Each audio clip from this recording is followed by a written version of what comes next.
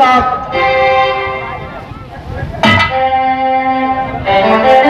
अब भाई ये है श्रीमान राजेंद्र राम बरदाहा को रहने वाले हैं श्रीमान। उन्होंने उधर नोट को कदर करते हुए 105 रुपए नोट प्रदान किए हैं। कंपनी लाख शुक्रिया करती है। धन है हमारे बरदाहा निवासी श्रीमान बाबू राजेंद्र राम जी। बाबू राजेंद्र राम जी हमारे उधर रोल के कदर करते हुए 100 रुपये नोट से प्रदान किए हैं। पार्टी की ओर से धन्यवाद धन्यवाद शुक्रिया। और मैं इस मन से राजेंद्र राम जी को बबुआ को आशीर्वाद दूंगा कि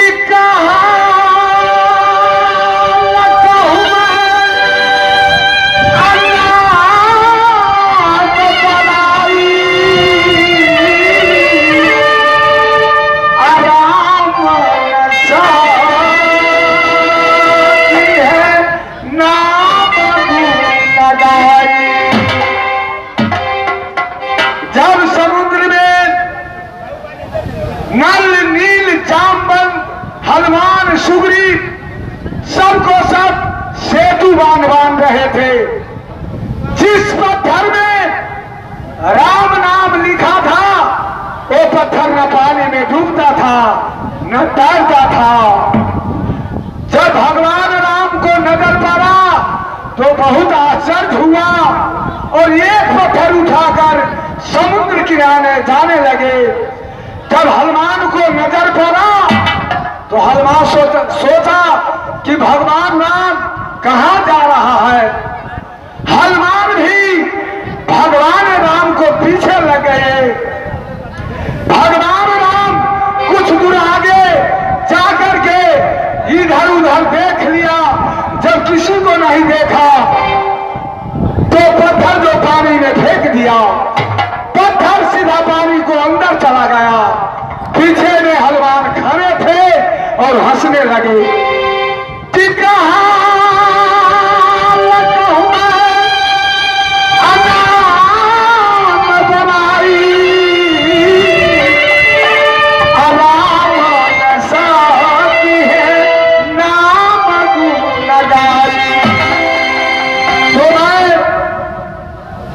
ये बस्ती बरदाहा को कहां तक वर्णन करूं, उससे भी अधिक है। जो शक्ति नाम में है वो शक्ति राम में नहीं है। वो बेटा जिएगा बाहर कहाँ के समान, ये करना खजाने भैया उनके पास।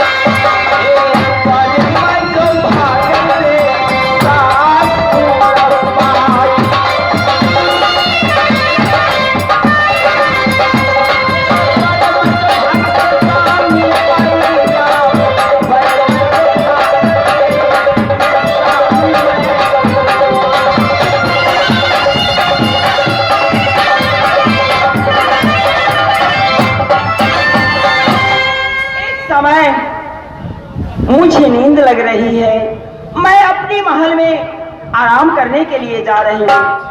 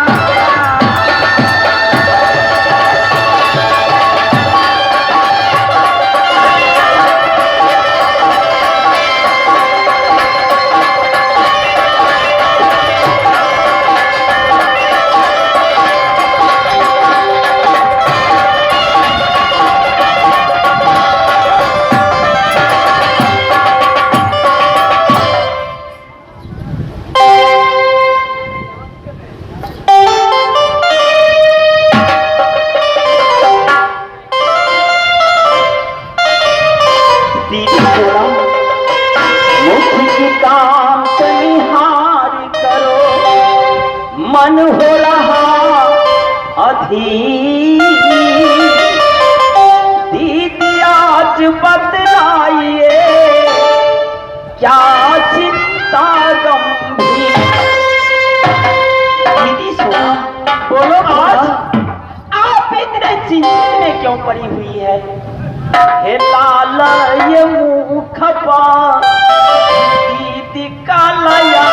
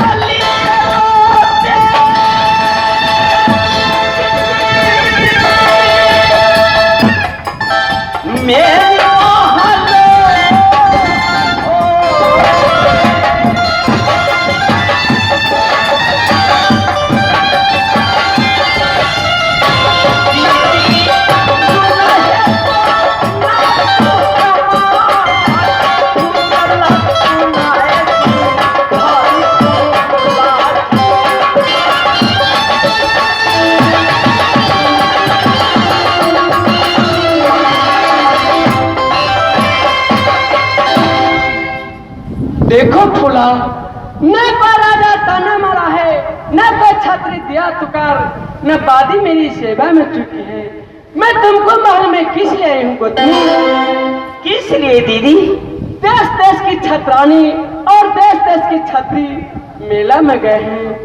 देवर जी को मैं महल में बुलाई, लेकिन देवर जी जाने से इनकार कर दिया, इसलिए मैं तुम्हारी महल में आई हूँ।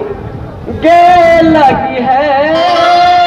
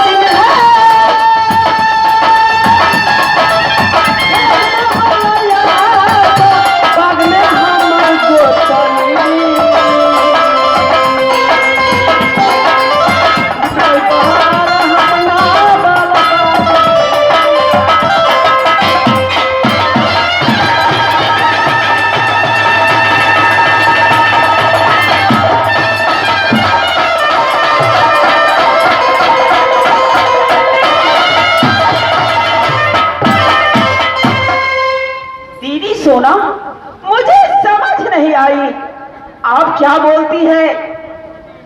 क्या तुमको कुछ समझ में नहीं आई? दीदी, आपको मेला जाना है? हाँ, मेला लगा है। तुमको ये भी नहीं मालूम है? देखो, एक आपको किला के छात्री और छात्रानी नवलबाग मेला में गई है। तू भी मेरे साथ में चलो, तू मेरी मदद करो। अगर आपको मेला ही करना है तो मेरे प्राणपति जी से बोलो, मेरे स्वामी जी जरूर तुम्हें मेला करवा देंगे। देखिए, मैं देवर जी को बंगले पर बादी को भेजी थी। देवर जी मेरी महल में आए, लेकिन वो जाने से इनकार कर दिया। मुझे भी नहीं जाने दिया और नहीं लेकर गए, इसलिए मैं तुम्हारी महल में आई हूँ। स्वामी जी मेला जाने से इनकार हो गया? हाँ गोतनी दीदी, आपको क्या विचार है? जब स्वामी जी माना कर दिया तो आप मेला में नहीं जाइए। हे न करना, जल्दी जा, मेला का मेला। हे न करना, जल्दी सोना, मेला।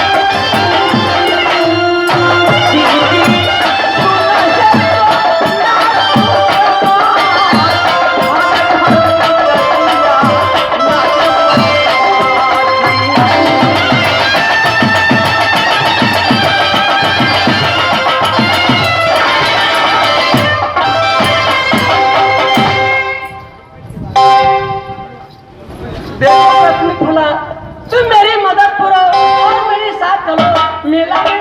मुझे दिल में ललसा लगे, जब ले चलो। क्या आप बात नहीं मानेगी? मैं नहीं मानूंगी। आपको दिल में यह ललसा है जो मेला मैं जरूर करूंगी। हाँ, मेरे दिल तो में नहीं भूला तो मेला में मुझे मेला करवाएगी या नहीं? देखो दीदी, आपको बात मैं नहीं काट सकती। हे राम, ये ताल में